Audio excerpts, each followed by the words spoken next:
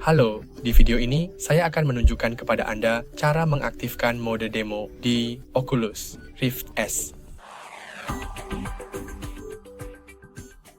Mengaktifkan mode demo di Oculus Rift S akan memungkinkan Anda hanya menampilkan aplikasi yang telah Anda pilih di perpustakaan. Jadi Anda bisa misalnya memberikan Oculus Rift S Anda kepada orang lain, dan mereka tidak akan bisa akses aplikasi yang telah Anda kecualikan dari menu. Untuk melakukannya, buka pengaturan di aplikasi MetaQuestLink di komputer Anda, lalu pergi ke tab beta.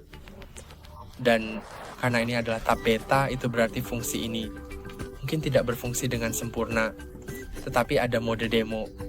Anda bisa klik pada mulai. Dan jika Anda memiliki aplikasi di perpustakaan Anda akan dapat memilihnya untuk menentukan apakah akan ditampilkan atau tidak di perpustakaan. Itu saja untuk hari ini. Jangan lupa untuk suka dan berlangganan. Sampai jumpa lagi.